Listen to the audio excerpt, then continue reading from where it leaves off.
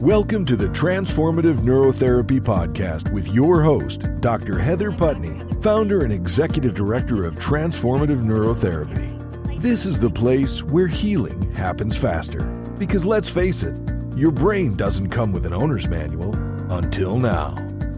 Here, we take a holistic approach to brain health, bringing together science, mind-body harmony, and the tools you need to optimize your well-being.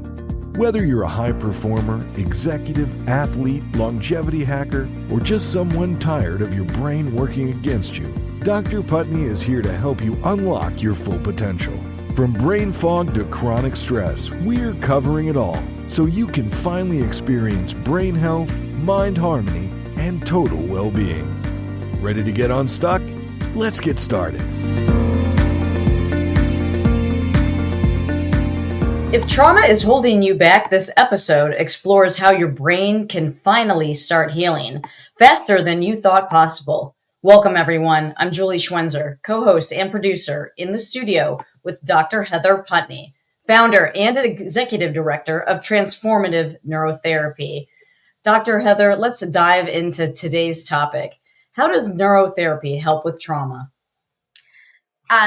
Neurotherapy is absolutely wonderful to work with trauma. As a psychotherapist, one of my specialties is trauma. And so I have picked up a couple of different trauma tools, EMDR, IFS, which is internal family systems. And I was really excited to see how well neurotherapy blends with that. So what I will say is that it can really unpack trauma, like energy that's kind of stuck in and kind of creating some of those flashbacks and things like that. It can really unstuff it and move it through.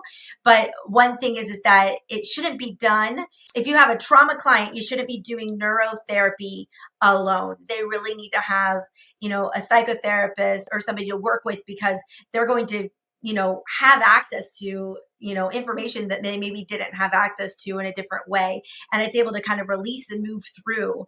And I see them regulate their nervous systems in ways that, move so much faster through the healing process. But you also want to have a therapist when you're working with trauma. It's not just like, oh, put them on this thing, let's put their brain and whatever. When you're dealing with trauma, there's going to be stuff to process. So, my sister company on Tether Therapy, we usually provide both. We'll do neurotherapy and then we'll send them in with a therapist, and they'll unpack or, kind of continue to process, tie a bow on what kind of came up and kind of keep the process moving in kind of in a healthy way. So that's something to keep in mind, but it's really quite amazing how fast it can move. And what are some examples of types of trauma that you see a lot in your clients? Yeah, I work a lot with, a variety, but we see a lot of first responders, and vets, so, firefighters, policemen, people that are exposed to, some pretty horrific things. And then, so that's one kind of group that comes in. And then I work a lot with, people with developmental trauma. So childhood abuse, things like that happened, or even adults that had some sort of traumatic event. Sometimes it's a car accident or this, that, and the other, and they're unable to even like drive for a season. We have to kind of work through some of those different things. So we see a variety. And another little subsection that I work with quite a bit are betrayed partners, people that just realize that their world isn't what they thought it was. It's kind of crumbling down, and they come in and very raw, very traumatized. Their sympathetic nervous system over arousal, they're hypervigilant, and they're kind of living in a war zone at the moment, because their reality just shattered and they don't know what to trust and believe. And they just found out that their partner wasn't who they thought they were. So the person closest to them, was also the person harming them. And that's just extremely dysregulating. It causes them to feel really unsafe. So they're very dysregulated, and neurotherapy is a great tool to help them as well. I've also worked with people with unexpected losses, traumatic losses. So we kind of see the gamut on this. So. And I was curious too, when they come in, do they, they first share their full story with you, and then, because it seems like a very heavy session all around with the treatment and from, why they were there to begin with. Is it a place where you also have a lot of discussion too with the client? Well, it really depends on how we get the referral. If it's coming from a therapist that's in the practice and over, we if we're just doing the neurotherapy piece, we don't need as much of the story. We don't have to process as much of the story. But when I'm doing the EEG scans and analysis, I do have to ask about a certain level of information. So I'll have at least a sense of some stuff, but I don't want to really unstuff or unpack their trauma without, their therapist there or something like that. So I need to glean a little bit of what we're working with, so I also know what protocols are going to be the best fit, and also which sometimes we'll have people come in and they might say, I'm really stressed or I'm really depressed or really anxious, and they don't flag trauma as an issue, but there's some markers in the brain. So there's some things that we do with our heart rate variability where we see the sympathetic nervous system at as a 2-to-1 power compared to the parasympathetic nervous system. That's a pretty solid indicator that they're in hypervigilance. They're kind of, the sympathetic nervous system is stuck on, the autonomic nervous system is out of balance.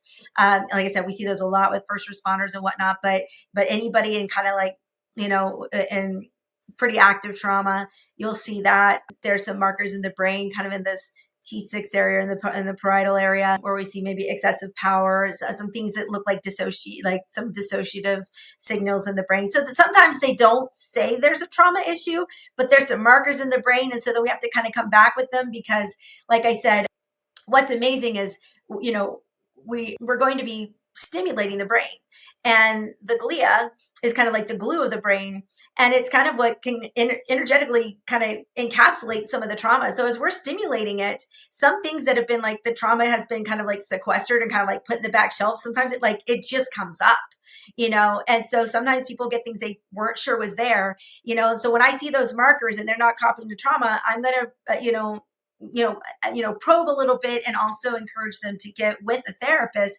and let them know it is very possible that once we start this, that the trauma is going to surface. The great thing is it's going to release, and instead of getting stuck inside and creating all this nervous stuff, the flashbacks, the hypervigilance, like you're going to kind of experience it and release it.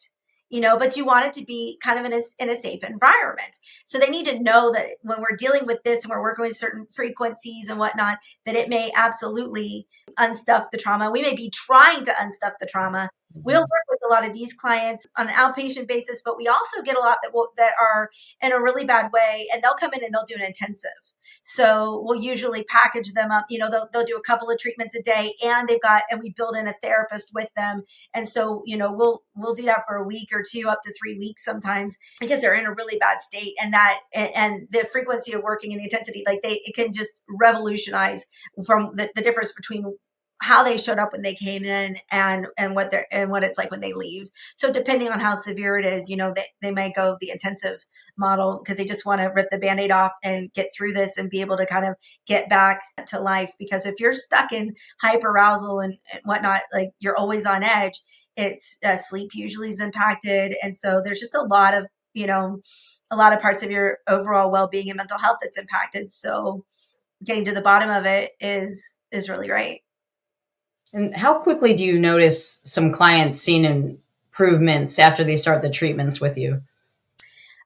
Some, especially the ones that are really, dysregulated, they may notice a difference the same day. Like just in the sense that whoa, I feel more calm. My brain doesn't feel like it's racing as much. I slept better last night than I have in forever. That's not the end all be all where we're going to get, but it's not uncommon for people to, after 1 or 2 treatments, which if we're doing intensive, we'll do 2 treatments in a day with some breaks in between. But it's not uncommon for people to notice a difference even after the first, treatment or 2, but they will notice the needle shifting. That doesn't mean we're all the way there, but they generally notice things pretty quickly, which also is encouraging to kind of keep moving because, trauma isn't always fun to face, but it's, you can't outrun it.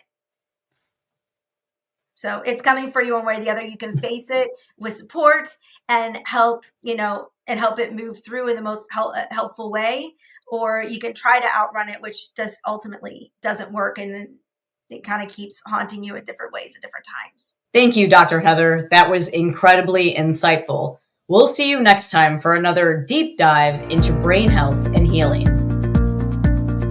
You've been listening to the Transformative Neurotherapy Podcast with Dr. Heather Putney. Remember, your brain isn't supposed to hold you back. It's supposed to power you forward. So stop letting it crash your party and start letting it do its job.